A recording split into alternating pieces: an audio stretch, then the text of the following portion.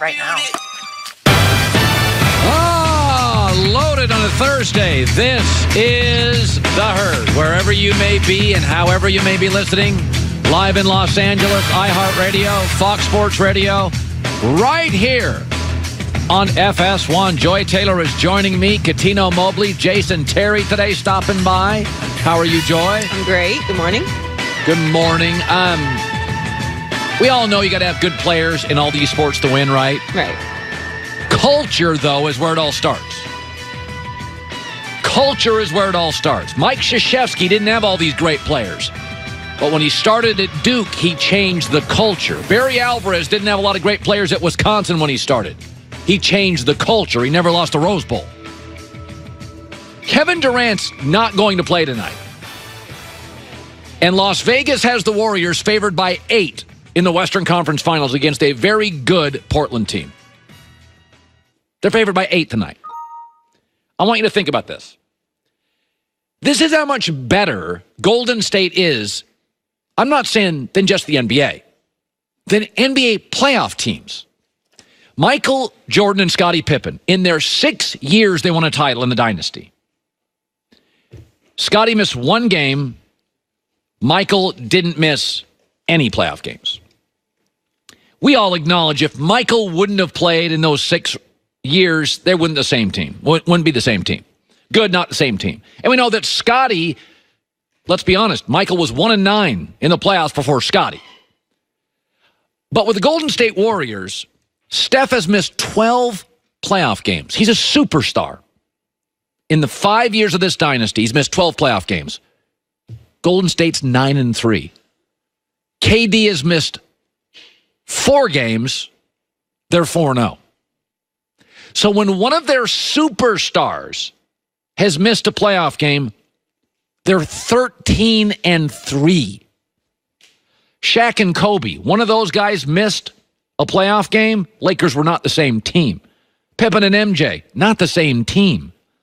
I'm not even counting Andre Iguodala, who's missed 7 playoff games. Sean Livingston has missed 5. I'm not counting Boogie Cousins, who's their only legitimate center. This is why culture is such a big deal. It's why I don't buy into the Cleveland Browns as much as everybody else does. When you beat the Patriots, you're beating New England and the culture. You're beating Alabama and the culture. Okay, when Cleveland's just players. They have a losing culture. They got their hands full already this morning with OBJ. Golden State, I want to add a layer to this. When Steve Kerr has missed a playoff game, they're 12-0. Now, I want you to just think about that. So when they've missed their coach, a Hall of Fame coach, Steve Kerr, KD, arguably best player in the game, and Steph Curry, most revolutionary player in the last 5 or 6 years, they're 25-3 in the playoffs. Milwaukee this year, 10 games without Giannis, 4-6. Philadelphia couldn't score when Embiid was off the floor against Toronto. The Houston Rockets think they're this close. They think they're this close to Houston. James Harden didn't play well in 2 fourth quarters, and they're out of the playoffs. He was still playing. He just didn't play well. Chris Paul last year missed a couple of games. Season over. Houston this year didn't have to face at the end KD, Boogie, and Steph didn't score in one of the halves.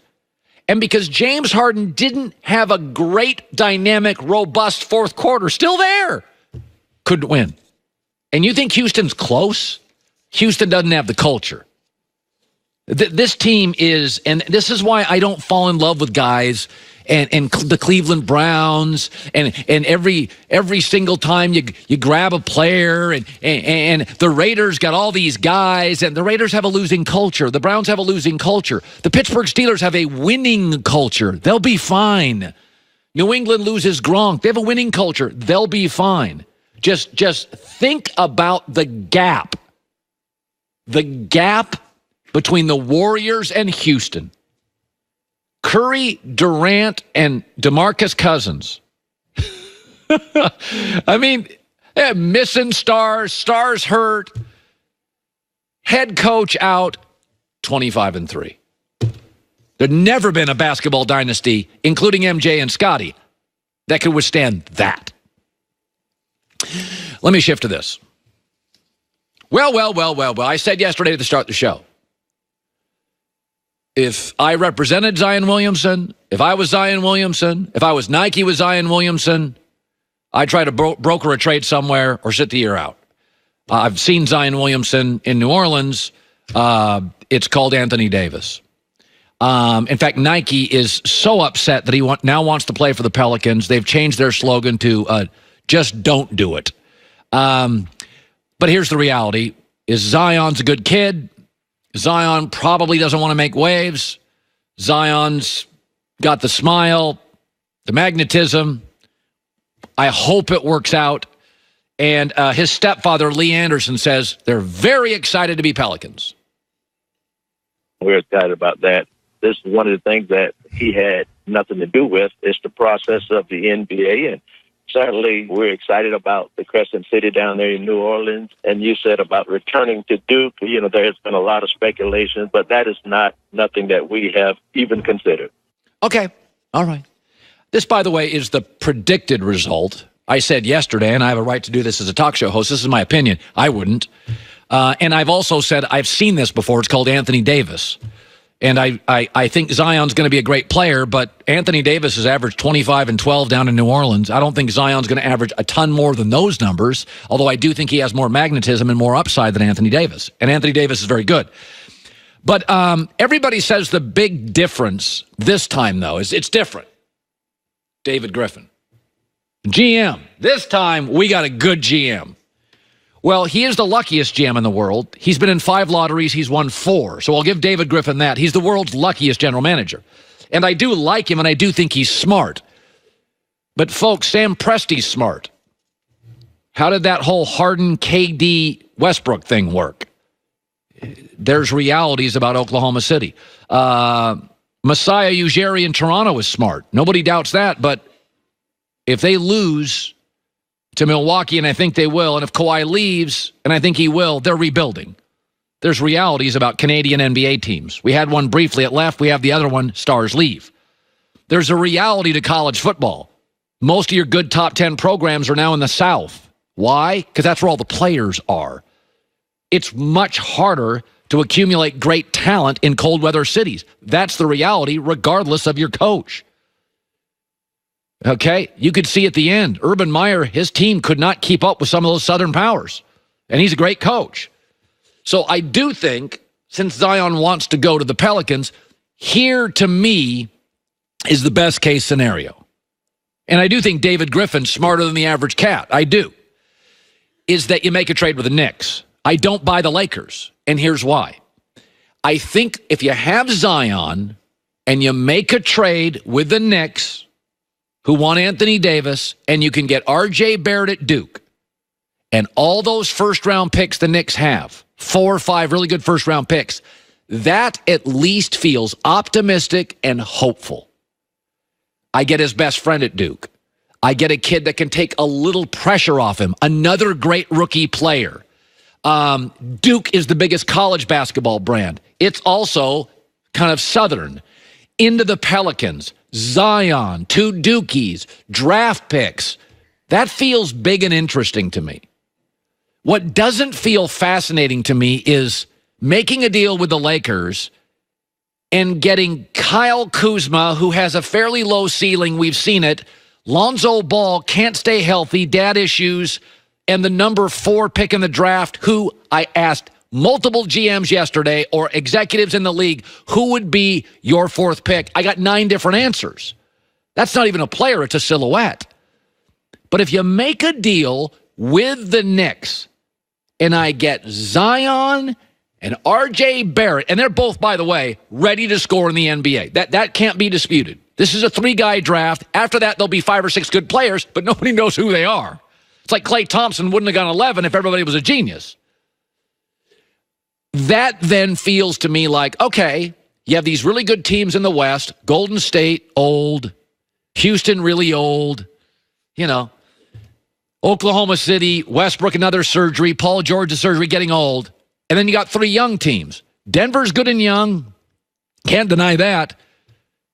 And New Orleans, that's kind of exciting.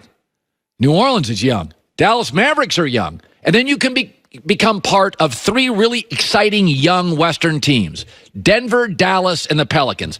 That feels like, to me, all right, I can buy into that.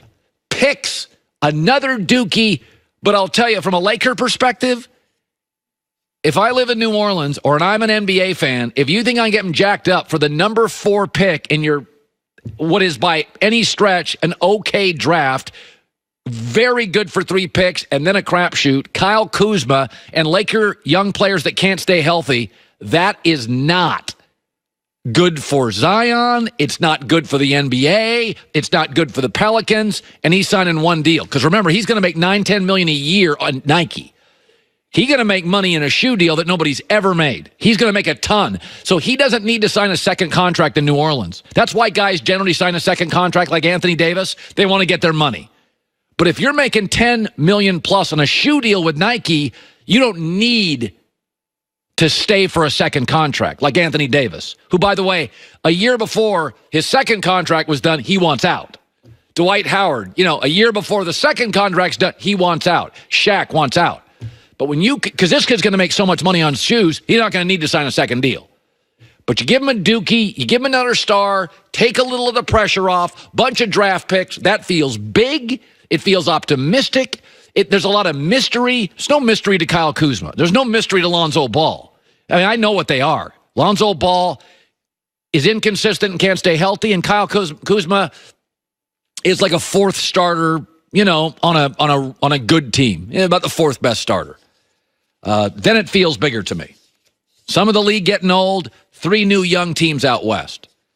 But you can't tell me David Griffin, he's just really smart. I don't doubt that. So is Sam Presti. So is the guy in Toronto. Yeah, there's a lot of smart football coaches. North. David Shaw, Chris Peterson, North.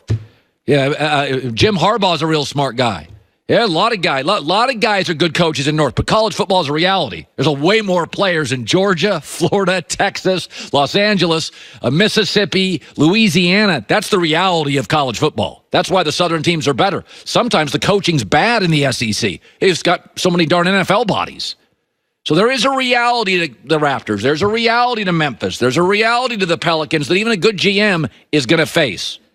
To me, a deal with the Knicks, though, does make it feel fun and optimistic and big, and 2 Dookies and draft picks. That I could buy into. All right. There we go.